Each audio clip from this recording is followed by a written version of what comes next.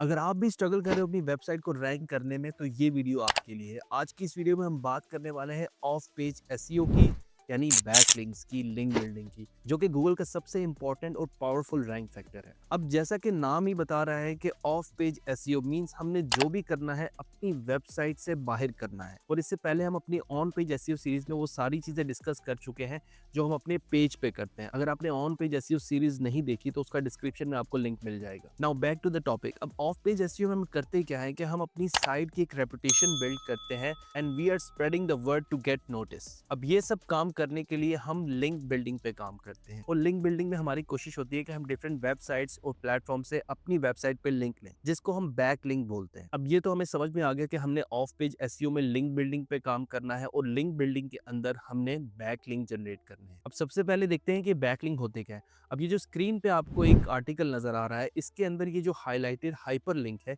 इसको हम back link बोलते हैं। अगर हम इसके ऊपर क्लिक करेंगे तो ये हमें एक दूसरी वेबसाइट के ऊपर ले जाएगी। अब फॉर एग्जांपल अगर हम इस वेबसाइट का नाम वेबसाइट ए है और जिस वेबसाइट पे ये हमें लेके जा रही है उसका नाम वेबसाइट बी है। इसका मतलब ये है कि वेबसाइट ए ने वेबसाइट बी को बैकलिंक दी है, जिससे वेबसाइट बी की अथॉरिटी बिल्ड होगी, जिससे वेबसाइट बी को एसईओ बूस्ट मिलेगा। और यही नहीं बल्कि वेबसाइट बी को इससे ट्रैफिक बूस्ट भी मिलेगा। लेकिन हर हाइपरलिंक बैकलिंक नहीं होता। फॉर एग्जांपल अगर हम इस आर्टिकल में देखें, अगर हम इस लिंक पे क्लिक करें तो ये हमें इसी वेबसाइट के किसी और पेज के ऊपर ले जाएगी। इसको हम बोलते हैं इंटरनल लिंक, जो अगेन मैंने अपनी ऑन पेज एसईओ सीरीज में डिस्कस किया है। इंटरनल लिंक हम इसलिए लगाते हैं ताकि यूजर्स हमारी वेबसाइट को अच्छे से एक्सप्लोर कर सकें और उस पर ज्यादा से ज्यादा टाइम स्पेंड करें। तो अब हमने देख लिया कि बैक लिंक होते कैसे हैं, लेकिन हम लिंक बिल्डिंग करते ही क्यों है। देखो, जब कोई वेबसाइट, कोई हायर अथॉरिटी वाली वेबसाइट किसी दूसरी वेबसाइट को बैक लिंक देती है, बेसिकली वो उसको एक तरह का वोट ऑफ ट्रस्ट दे रही है। वो अपने पेज अथॉरिटी की कुछ परसेंटेज उस पेज के ऊपर ट्रांसफर कर रही है। इसी तरह जब मल्टीपल वेबसाइट और डिफरेंट प्लेटफॉर्म से एक वेबसाइट को लिंक्स आते हैं तो गूगल के एल्गोरिदम को ये सिग्नल मिलता है कि इस वेबसाइट में कुछ तो बात है, और गूगल का एल्गोरिदम उस वेबसाइट को रैंकिंग में लेके आता है। और गूगल के रिसेंटली लीक डॉक्यूमेंट में भी ये बात प्रूव हो चुकी है कि बैकलिंक एक इंपॉर्टेंट फैक्टर है किसी भी वेबसाइट को रैंक करने के। लेकिन क्या सारे बैकलिंक्स एक ही तरह के होते हैं? नहीं। अब बैकलिंक्स की भी दो टाइप्स होती हैं, एक डू फॉलो और एक नो फॉलो। ये डू फॉलो नो फॉलो आपको कहीं भी बैकलिंक के आसपास लिखा नजर नहीं आएगा। बेसिकली जब गूगल का क्रॉलर किसी भी वेबसाइट को क्रॉल करता है तो बैक एंड पे उस लिंक के साथ नो फॉलो या डू फॉलो का एट्रीब्यूट लगा होता है, जिससे क्रॉलर को ये पता चलता है कि ये डू फॉलो लिंक है या नो फॉलो लिंक है। अब ये डू फॉलो और नो फॉलो में फ़र्क क्या है? तो अगर इसको मैं आसान लफ्ज़ों में समझाऊँ, फॉर एग्ज़ाम्पल अगर आपने अपने दोस्त से किसी अच्छे रेस्टोरेंट की रिकमेंडेशन माँगी है और वो आपको कहता है कि रेस्टोरेंट ए का खाना बहुत अच्छा है, मैं वहाँ बहुत दफ़ा गया हूँ, मैंने उनका खाना ट्राई किया है, उनका खाने का टेस्ट बहुत अच्छा है। तो समझ लो कि ये एक डू फॉलो लिंक है। और अगर वो ये कहता है कि मैंने सुना है कि रेस्टोरेंट ए है, लेकिन मैं वहाँ कभी गया नहीं हूँ, मैंने उनका खाना कभी नहीं खाया, तो मैं उसके टेस्ट की गारंटी नहीं दे सकता, तो ये नो फॉलो लिंक है। मीन्स जो डू फॉलो लिंक होता है वो वे मोर पावरफुल होता है as compare to no follow link. तो इसका मतलब ये है कि हमें जब भी बैक लिंक बनाना है तो हम सिर्फ डू फॉलो बैक लिंक्स बनाएंगे। नहीं। देखो यार, डू फॉलो बैकलिंक्स इंपॉर्टेंट है, लेकिन हमें डाइवर्सिफिकेशन के लिए नो फॉलो बैकलिंक्स भी बनाने पड़ते हैं। As a rule of thumb तुम ऐसे ले सकते हो कि 30% तुम्हारे नो फॉलो बैकलिंक्स होने चाहिए और 70% तुम्हारे डू फॉलो बैकलिंक्स होने चाहिए। अब ये करने का मकसद ये होता है कि गूगल को ये सिग्नल मिले कि ये जो लिंक बिल्डिंग हुई है ये नेचुरली हुई है, इसके पीछे हमारा कोई हाथ नहीं है। अब ये कैसे पता चलेगा कि कोई लिंक डू फॉलो है या नो फॉलो लिंक है? आपने सिंपली उस पेज पे जाना है, उस लिंक के ऊपर राइट क्लिक करना है और इंस्पेक्ट पे क्लिक करना है। यहाँ पे आपके सामने एचटीएमएल कोड आ जाएगा। यहाँ पे अगर इस लिंक को एट्रीब्यूट दिया है rel equal to no follow, it's mean ये नो फॉलो लिंक है।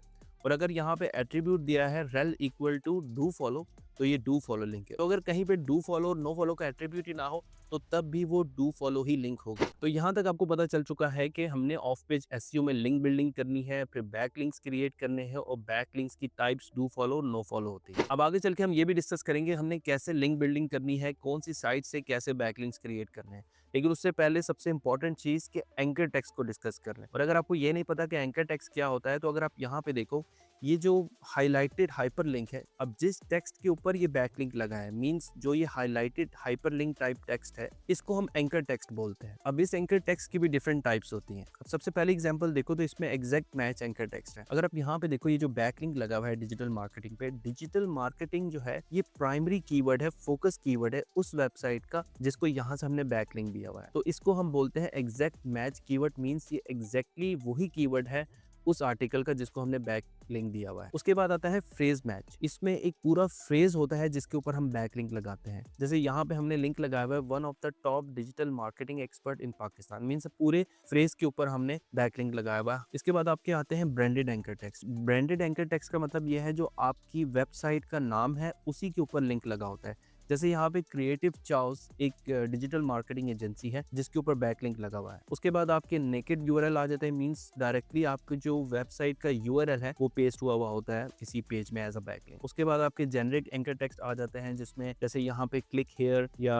लर्न मोर, एक्सप्लोर मोर, इस तरह के जो वर्ड्स होते हैं उनके ऊपर लिंक लगा होता है। और फिर लास्ट में आपके एलएसआई कीवर्ड्स होते हैं। जैसे यहाँ पे जो हमारा टारगेट कीवर्ड था, फोकस कीवर्ड था, वो था डिजिटल मार्केटिंग, जो कि एग्जैक्ट मैच कीवर्ड था। अब इसी का एलएसआई ऑनलाइन मार्केटिंग है। अब एलएसआई कीवर्ड वो होते हैं जो आपके एग्जैक्ट मैच कीवर्ड होते हैं, उससे रिलेटेड या उसके सिनोनिम्स होते हैं। तो सवाल ये है कि जब भी हमने किसी वेबसाइट से बैकलिंक लेना है तो हमने कौन से एंकर टेक्स्ट यूज करने हैं, exact match anchor text use करने हैं या ब्रांडेड एंकर टेक्स्ट यूज करने हैं। तो इसमें भी हमने डाइवर्सिफिकेशन करनी है, और डाइवर्सिफिकेशन हम इसलिए करते हैं ताकि हमारी link building all the way natural लगे। अब फॉर एग्जांपल आपकी वेबसाइट पे 50 बैकलिंक्स आ रहे हैं और 50 के 50 backlinks exact match anchor text से आ रहे हैं, मींस सेम एंकर टेक्स्ट उन सारी 50 वेबसाइट्स के ऊपर लगा हुआ है जिससे आपको बैकलिंक्स आ रहे हैं। तो अगेन गूगल को ये सिग्नल जाता है कि यहाँ पे कुछ फिशी हो रहा है, गूगल उसको एज अ स्पैम कंसीडर करता है। तो इस चीज से अपने आप को कवर रखने के लिए हम डाइवर्सिफिकेशन करते हैं, different anchor text types use करते हैं ताकि हमारी लिंक बिल्डिंग स्ट्रेटजी नेचुरल लगे। तो again as a rule of thumb आप इस तरह से कुछ परसेंटेज डिवाइड कर सकते हो इन एंकर टेक्स्ट में, और ये कोई मस्ट फॉलो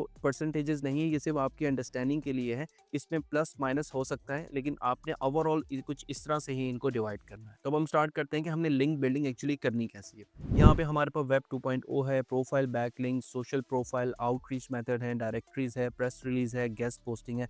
इन सबको मैं वन बाय वन आपके सामने डिस्कस करूंगा। अच्छा यार, यहाँ पे एक चीज़ है कि आपने बहुत सी यूट्यूब पे वीडियोस देखी होंगी जहाँ पे आपको बहुत सारी टाइप्स दिखा दी जाती हैं। पीडीएफ सबमिशन है, इमेज सबमिशन है, आर्टिकल सबमिशन है, ब्लॉग कमेंट है। यार आपने इन चीज़ों को लेके बिल्कुल भी परेशान नहीं होना। ये सारी वो टर्म्स हैं जो हमने लिंक्स को दी हुई हैं। ये किसी भी एसईओ की बुक में लिखी नहीं है कि वेब 2.0 की ये लिंक्स होती हैं और हमने ऐसे जनरेट करनी है।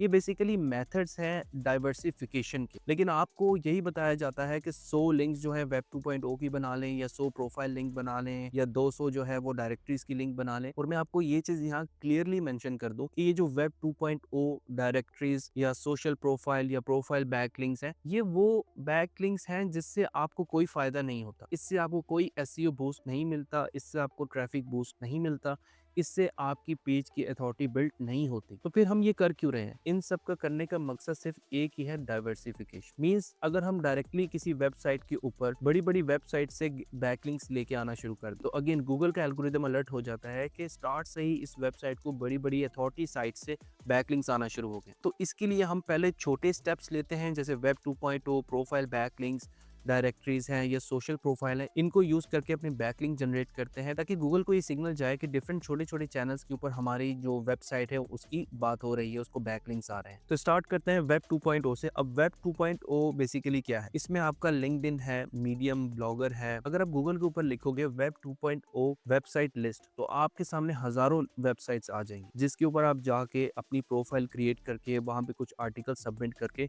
और फिर किसी एक आर्टिकल में अपनी वेबसाइट को आप बैकलिंक दे सकते हो। एज एन एग्जांपल मैं मीडियम की बात करता हूँ। जैसे अगर हम मीडियम के ऊपर जाते हैं और मीडियम के ऊपर जाके हम यहाँ पे अपना अकाउंट क्रिएट करते हैं एज अ पब्लिशर, और अकाउंट क्रिएट करने के बाद हम फॉर एग्जांपल अगर मेरी गार्डनिंग से रिलेटेड मेरी वेबसाइट, तो मैं मीडियम के ऊपर भी गार्डनिंग से रिलेटेड डिफरेंट एक दो आर्टिकल्स पोस्ट करूंगा और उसके बाद थर्ड या फोर्थ आर्टिकल में अपने मीडियम के आर्टिकल से उस अपनी वेबसाइट को बैकलिंक दे दूंगा। तो इस तरह से वेब 2.0 की जो साइट्स हैं हम उनमें से बैकलिंक जनरेट करते हैं अपनी वेबसाइट की। अब आप देख रहे हो इसमें कोरा और रेडिट को भी मैंने वेब 2.0 की कैटेगरी में रखा है। कुछ लोग इसको फॉरम की एक अलग कैटेगरी बना के एज अ फॉरम कंसीडर करते हैं, लेकिन कोरा में भी आई थिंक आप आर्टिकल पब्लिश कर सकते हो, क्वेश्चंस के आंसर भी कर सकते हो।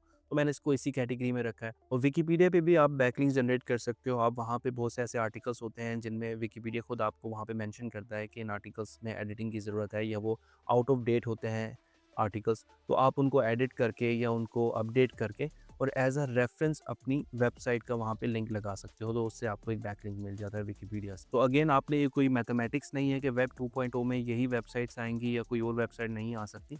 Just for the sake of understanding मैंने ये कैटेगरी बना ली है वेब 2.0 और इनके अंदर मैं सिर्फ इन्हीं वेबसाइट्स को मेंशन किया है। अब बहुत से लोग यहाँ पे मिस्टेक ये करते हैं कि अब वेब 2.0 के अंदर वो 50-60 वेबसाइट्स की एक लिस्ट बना लेते हैं एक्सेल शीट के अंदर, और वन बाय वन जाके मैनुअल जो है वहाँ से, जिस तरह मैंने आपको बताया, वहाँ पे जाके आर्टिकल पोस्ट करेंगे और वहाँ से बैकलिंक लेंगे, और इस तरह वो 50, 60, 100, 200 वेबसाइट्स का बैकलिंक वेब 2.0 साइट्स की एक लिस्ट बना के और वहाँ से वो बैकलिंक्स लेते हैं।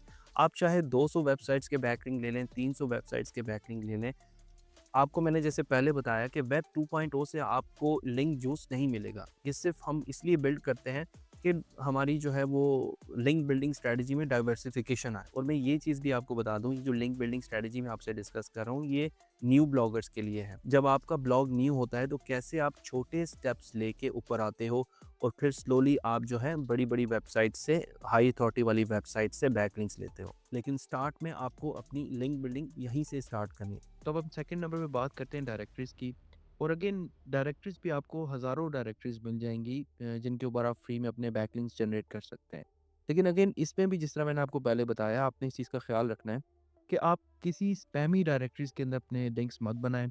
बहुत ही लिमिटेड और चेरी पिक डायरेक्टरीज़ आप चूज़ करें अकॉर्डिंग टू योर निच। अब आपको ऐसी निच रेलेवेंट डायरेक्टरीज़ मिल जाएँगी, जो मैं यहाँ पे सारी मेंशन तो नहीं कर सकता क्योंकि डिपेंड करता है कि आप किस निच में काम कर रहे हैं। तो आपने करना क्या है कि आपने सिंपली गूगल पे जाके जिस निच में भी आप फिटनेस में काम कर रहे हैं या गार्डनिंग में काम कर रहे हैं, आपने उस निच से रेलेवेंट डायरेक्टरीज़ की लिस्ट निकालनी है। अगेन जिस तरह वेब 2.0 की सारी लिस्ट गूगल पे है, इसी तरह आपको डायरेक्टरीज़ की भी लिस्ट अकॉर्डिंग टू योर निच आपको मिल जाएगी। और आप कोशिश करें कि अपनी निच रेलेवेंट जो डायरेक्टरीज़ हैं उसमें बनाएँ। डायरेक्टरीज़ में बेसिकली ज़्यादातर जो लोकल बिज़नेसेस हैं वो रजिस्टर्ड होते हैं। और डायरेक्टरीज़ ज़्यादातर लोकल एसईओ में ही यूज़ होती है, जिसमें हम क्लाइंट्स के local directories according to their locality हम उनकी जो है वो बैकलिंक्स जनरेट करते हैं ताकि उस स्पेसिफिक एरियाज़ में उनकी प्रोमिनेंस, उनकी वेबसाइट की रैंकिंग इंक्रीज़ कर सकें। But when it comes to the content blogging, तो ऐसी भी कुछ डायरेक्टरीज़ हैं जिसमें ब्लॉग्स भी लिस्ट होते हैं, या फिर आप अपने ब्लॉग्स को एज़ अ रिसोर्स उन डायरेक्टरीज़ में मेंशन करें और वहाँ पे आप अपनी बैकलिंक जनरेट कर सकते हैं। यहाँ पे मैंने कुछ बैकलिंक्स मेंशन की हुई हैं। अगर आप ट्रैवलिंग से रिलेटेड ब्लॉगिंग करते हैं तो आप ट्रिप एडवाइज़र में अपनी बैकलिंक जनरेट कर सकते हैं। इसी तरह यहाँ पे येलो पेजेज़, येल्प, ये थोड़ी जनरल में आ जाती हैं। और यहाँ पे मैंने फीड स्पॉट भी मेंशन किया है, ये एक पेड डायरेक्टरी है। यहाँ से ना सिर्फ आपको बैकलिंक बल्कि आपको ट्रैफिक बूस्ट भी मिलता है। अगर आप गूगल पे जाएँ और लेट्स से सर्च करें 50 बेस्ट ब्लॉग्स ऑन गार्डनिंग, तो आपको वहाँ पे गूगल के फर्स्ट पेज पे आपको फीड स्पॉट की एक लिस्ट नज़र आ जाएगी, जहाँ पे उसने लिस्ट डाउन किए हुए होंगे वो 50 ब्लॉग्स। तो यहाँ से आपको जो है आपकी जो ब्लॉग्स हैं उसको एक्सपोज़र मिलता है, ट्रैफ़िक भी मिलती है। इसी तरह और भी डायरेक्टरीज़ हैं जो पेड भी होती हैं, जिनमें अगर आपसे रिलेटेड कीवर्ड्स उन डायरेक्टरीज़ में सर्च किया जाए और आपने अगर पेड मेंबरशिप उस डायरेक्टरी की ली हुई है, तो आपकी जो रैंकिंग है उस डायरेक्टरी में वो टॉप पे होती है। तो अगेन इस पे भी आपने क्वांटिटी पे फ़ोकस नहीं करना, ओनली आपने क्वालिटी बैकलिंक्स बनानी है और जो कोशिश करें आपके निच रेलेवेंट डायरेक्टरी। अब थर्ड नंबर पे आपकी आ जाती है प्रोफाइल बैकलिंक्स। ये जो प्रोफाइल बैकलिंक्स हैं, ये बेसिकली इसका कॉन्सेप्ट मैं आपको बता दूँ क्या होता है कि आप किसी वेबसाइट पे जाते हैं, वहाँ पे अपना अकाउंट क्रिएट करते हैं। आप अपनी बायो में या फिर अपनी प्रोफाइल में, किसी वेबसाइट ने वहाँ पे आपको एक अलग से जगह भी दी हुई होती है जहाँ पे अपना यूआरएल पेस्ट कर सकते हैं। या फिर आप अपनी बायो में अपना लिंक लगा देते हैं। तो इस तरह करने से आपको वहाँ से एक बैकलिंक मिल जाता है जिसको हमने नाम दिया हुआ है कि प्रोफाइल बैकलिंक। फॉर एग्ज़ाम्पल मैं आपको ये पैट्रियन का दिखा देता हूँ। जैसे ये एक वेबसाइट है जहाँ पे आप अपने कंटेंट क्रिएटर्स अपने कंटेंट को पब्लिश करते हैं और जो यूज़र्स हैं वो एज़ अ सब्सक्रिप्शन यहाँ पे सब्सक्राइब करके एक्सक्लूसिव कंटेंट जो है उसका एक्सेस लेते हैं। यहाँ पैट्रियन में सिंपली आप अपनी जीमेल आईडी से आप लॉगिन करके अपना अकाउंट बना सकते हैं। इसमें आप अपना पेज बना के उसको पब्लिश करें, उसपे अपने लिंक्स जो आपके ब्लॉग का लिंक है वो डाल के आप उसको पब्लिश कर सकते हैं। तो यहाँ से भी इस तरह से आपको बैकलिंक मिल जाता है। तो इसको हम प्रोफाइल बैकलिंक कहते हैं। इसी तरह से पर्लट्रीज़ है, यहाँ पे आप अपने वेब पेजेज़, अपनी फाइल्स, इमेजेज़, इनकी आप एक तरह की ये लाइब्रेरी है, डायरेक्टरी है, यहाँ पे आप वो सारे ऑर्गेनाइज़ कर सकते हैं, सेव कर सकते हैं। यहाँ पर भी आप अपनी प्रोफाइल में जाके लिंक लगा के आपको यहाँ से बैकलिंक मिल सकता है। तो ये इन सब को हम जो है वो प्रोफाइल बैकलिंक कहते हैं। अगेन कि ये डाइवर्सिफ़िकेशन के लिए है। इसमें भी हमने लिमिटेड जो है वो बैकलिंक जनरेट करनी है। एक्सेसिव बैकलिंक हमने जनरेट नहीं करनी। इसके बाद आपकी आ जाती है सोशल प्रोफाइल, जो हमारी जो वेबसाइट या हमारी जो ब्लॉग है, उसके जो हम सोशल हैंडल्स बनाते हैं, जैसे यूट्यूब का चैनल है या इंस्टाग्राम है या फेसबुक के पेजेस हैं। अब इसमें भी ज़्यादातर लोग क्या करते हैं कि मोस्टली वो फेसबुक पे फोकस करते हैं। एक अपनी वेबसाइट का फेसबुक पेज बना लेंगे या इंस्टाग्राम का पेज बना लेते हैं। ज़्यादातर लोग यूट्यूब और पिंटरेस्ट और लिंक्डइन जैसी जो है सोशल प्रोफाइल्स हैं, इनको इग्नोर कर देते हैं। हालाँकि ये बहुत ही इम्पोर्टेंट है। फॉर एग्ज़ाम्पल अगर आप गार्डनिंग निच में हैं, तो आप free to use stock videos हैं, वो यूज़ कर सकते हैं। मल्टीपल वीडियो से एक वीडियो जनरेट कर सकते हैं 2-3 मिनट की, उसको आप पब्लिश कर सकते हैं अपने यूट्यूब चैनल में। आप वीकली बेसिस पे कर दें, उसके बाद इसका बैकलिंक यहाँ से आप अपनी बैकलिंक दे सकते हैं अपने ब्लॉग को। उसके बाद आपके जो लिंक्डइन है, लिंक्डइन के ऊपर आप अपने ब्लॉग से रिलेटेड चीज़ें पब्लिश कर सकते हैं, इससे आपको बैकलिंक्स भी मिलते हैं, आपको जो है वो ट्रैफ़िक भी मिलती है लिंक्डइन से। इसी तरह पिंटरेस्ट है, फॉर एग्ज़ाम्पल अगर आप होम डेकोर में काम कर रहे हैं तो आप क्योंकि पिंटरेस्ट जो है वो एक बेसिकली एक इमेज सर्च इंजन की तरह है और यहाँ पे इमेजेस बहुत अच्छा परफॉर्म करती हैं। अगर आप फॉर एग्ज़ाम्पल अगर आपकी होम डेकोर निच है या चलें गार्डनिंग निच ही ले लें, आपकी वही गार्डनिंग निच है, तो उसमें आप एआई को यूज़ करके हाई क्वालिटी इमेजेस जनरेट कर सकते हैं। वो बहुत ही अपीलिंग होती हैं देखने में और लोग उसको शेयर करते हैं, सेव करते हैं और बाय द टाइम इस पे आप अपनी बहुत ऑडियंस जनरेट कर सकते हैं पिन इंटरेस्ट पे अगर आप अच्छी हाई क्वालिटी इमेजेस यहाँ पे शेयर करते हैं। और ऐसी बहुत सी केस स्टडीज़ हैं जिसमें लोगों ने पिंटरेस्ट पे एआई जनरेटेड इमेजेस को शेयर करके बहुत ट्रैफिक जनरेट की है पिंटरेस्ट से, उसको डाइवर्ट किया है अपने ब्लॉग्स। और इनको आपने एज़ अ बैकलिंक नहीं लेना, अगर आप इनकी प्रॉपर कंटेंट मार्केटिंग करते हैं तो यहाँ से आपको बहुत ज़्यादा ट्रैफिक मिल सकता है अपने ब्लॉग के लिए। अब यहाँ तक हमने वेब 2.0 प्रोफाइल बैकलिंक्स, डायरेक्टरीज़ या सोशल प्रोफाइल ये सारे हमने बैकलिंक्स बना लिए और ये सारा प्रोसेस करने का मकसद सिर्फ एक ही था ताकि गूगल को जो हमारी लिंक बिल्डिंग है वो नेचुरल लगे। उसको ये ना लगे कि ये मैन्युअली की जा रही है।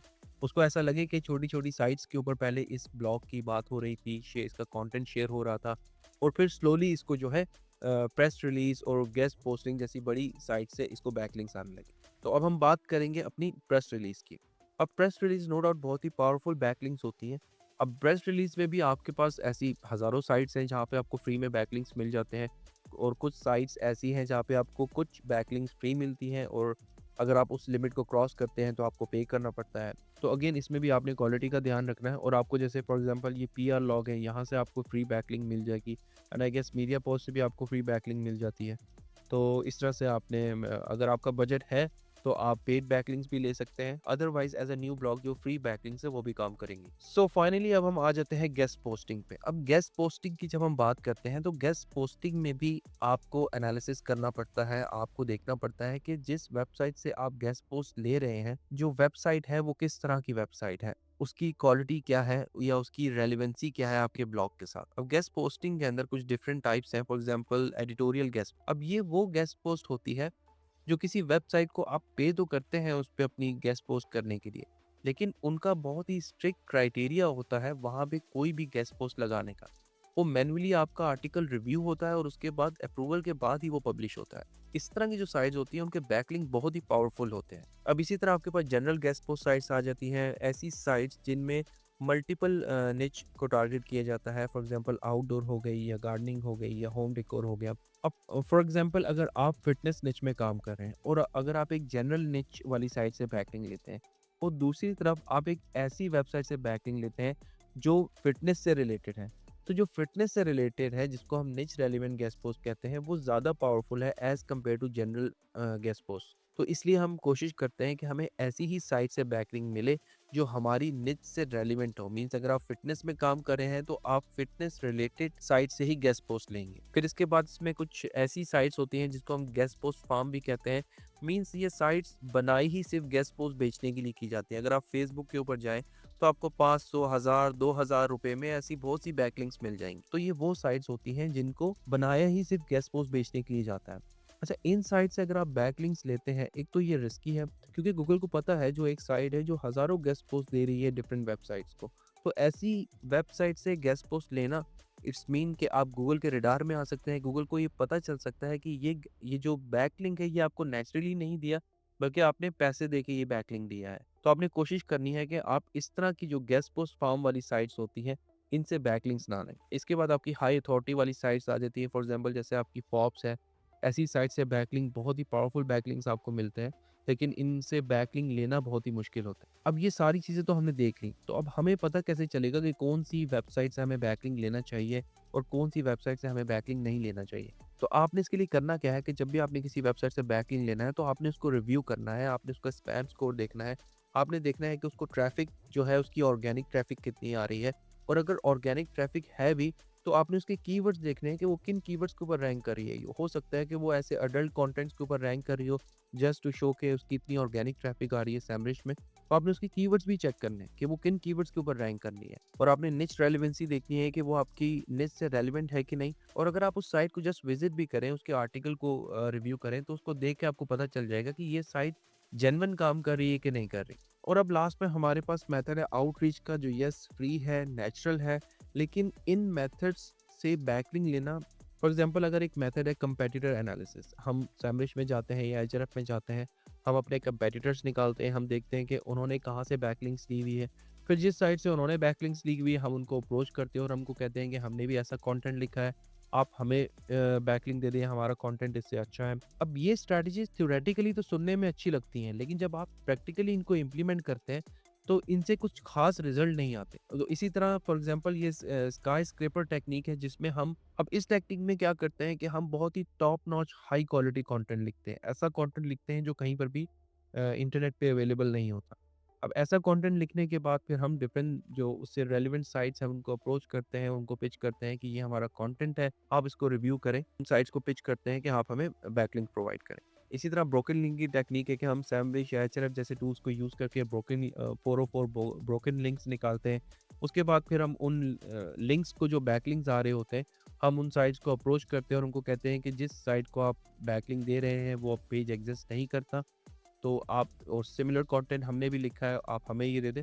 और रिजल्ट ये होता है कि वो साइट्स कभी आपको रिप्लाई ही नहीं करती। अब ये जो आउटरीच का मेथड है ये थोड़ा सा डिफिकल्ट है और इसके जो रिजल्ट्स हैं वो बहुत स्लो आते हैं। इसी तरह जनरल आउटरीच है, आप गूगल के ऊपर जाके स्क्रैप करते हैं ईमेल्स को और लोगों को आउटरीच करते हैं। हारो है, हारो एक अच्छा मेथड है, इससे आपको थोड़ा जल्दी as compare to other methods. HARO का मतलब है हेल्प अ रिपोर्टर आउट, लेकिन ये मेथड पेड है, इसमें आपको जाकर रजिस्टर करना पड़ता है, एक फीस पे करनी पड़ती है। और फिर आपको जो है, जो रिपोर्टर्स हैं उनकी ईमेल्स आती है। अगर आपकी निच से रिलेटेड वो किसी चीज़ के ऊपर आर्टिकल लिख रहे हैं या उनको आर्टिकल लिखवाना है या उसमें कोई हेल्प चाहिए, तो आप उनको आप हेल्प आउट करते हैं और बदले में वो आपको जहाँ पे भी उन्होंने वो पब्लिश करना होता है प्रेस में, वो वहाँ से आपको बैकलिंक दे देते हैं। लेकिन फिर भी अगर आप चाहते हैं कि आपको नेचुरल बैकलिंक्स मिले, तो जो सबसे पावरफुल मेथड और मेरे पर्सनली टेस्टेड मेथड है, वो ये है कि आप कोशिश करें कि आप टूल्स जनरेट करें। अगर आपकी जो भी आप निच में काम कर रहे हैं, आप चैट जीपीटी में जाएँ, आप चैट जीपीटी को बोलें कि मैं इस निच में काम कर रहा हूँ, और इससे रिलेटेड वो आपको एक लिस्ट दे देगा, कि सजेस्ट कर देगा कि आप ये टूल्स क्रिएट कर सकते हैं। फॉर एग्जांपल अगर आप फिटनेस निच में काम कर रहे हैं तो बॉडी फैट रेशियो कैलकुलेटर बना सकते हैं। इसी तरह डिफरेंट कैलकुलेटर्स हैं और मेजरमेंट्स के टूल्स हैं, आप वो जनरेट कर सकते हैं। आप चैट जीपीटी की भी मदद से कर सकते हैं, या फिर आप किसी को थोड़े से पैसे दे के किसी डेवलपर से भी डेवलप करवा सकते हैं। तो एक तो ये मेथड हो गया कि आप टूल्स बनाएँ, क्योंकि टूल्स से आपको बहुत जल्दी रिजल्ट्स आते हैं। अब जो सेकंड मोस्ट पावरफुल मेथड है, वो है आप अपने आर्टिकल्स में स्टैट्स शो करें, रिसर्च शो करें। इससे बहुत जल्दी लोग कनेक्ट होते हैं, स्टूडेंट्स हैं या लोग आर्टिकल्स उससे रिलेटेड कुछ लिख रहे हैं, तो वो ऐसे स्टैट्स को, इंस्टेड के वो जाके खुद से सारी रिसर्च करें। अगर आपने कोई ऐसी रिसर्च स्टैट्स शो की हुई है, तो वो सिंपली उसके बारे में लिख के अपने आर्टिकल में, साथ आपके आर्टिकल का रेफरेंस दे देंगे, भाई यहाँ पे ये सारे stats as a reference point. तो इससे ये भी बहुत पावरफुल मेथड है और इससे भी नेचुरली बहुत से आपको बैकलिंक्स आते हैं।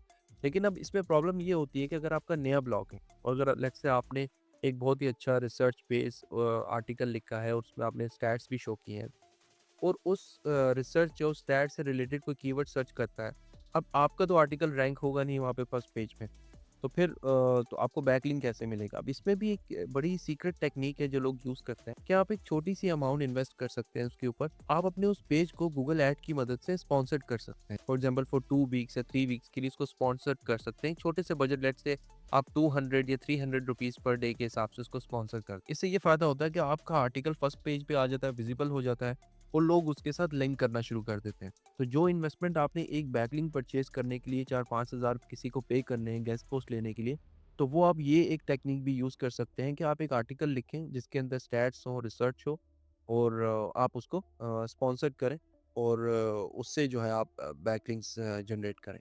और अब लास्ट में जो थर्ड मोस्ट पावरफुल मेथड है बैकलिंक ग्रैब करने का, वो ये है कि आप इन्फोग्राफिक्स बनाओ। इसके लिए आप किसी ग्राफिक डिज़ाइनर को भी हायर कर सकते हो जो अच्छे एंगेजिंग इन्फोग्राफिक्स बना के दें। और लेट्स से अगर आपको कोई बैकलिंक नहीं भी आता, तो आपने करना क्या है कि इन इन्फोग्राफिक्स को पब्लिश करने के कुछ टाइम के बाद आपने अपने इन्फोग्राफिक्स को गूगल लेंस के थ्रू सर्च करना है। जब आप इसको गूगल लेंस के थ्रू सर्च करोगे, तो आपको पता चल जाएगा कि किस-किस ने आपका इन्फोग्राफिक डाउनलोड किया है और अपने आर्टिकल में, अपने पोस्ट में इसको यूज़ किया हुआ है। तो आप उनको अप्रोच करके ये रिक्वेस्ट कर सकते हो कि ये इन्फोग्राफिक्स आपका है, और अगर उन्होंने वो यूज़ कर रहा है, तो वो आपको उसका क्रेडिट दें, मीन्स कैप्शन में वो आपके वेबसाइट का या आपकी पेज की यूआरएल का लिंक दे दें। तो ये भी एक बड़ी पावरफुल स्ट्रैटेजी है बैकलिंक जनरेट करने की। तो यार ये थे सारे लिंक बिल्डिंग का प्रोसेस और स्ट्रैटेजी। तो इससे रिलेटेड आपको कोई भी क्वेश्चन है तो आप कमेंट करके मुझसे पूछ सकते हो। और अगर ये वीडियो आपको इन्फॉर्मेटिव लगी है तो वीडियो को लाइक और इसको शेयर ज़रूर करना।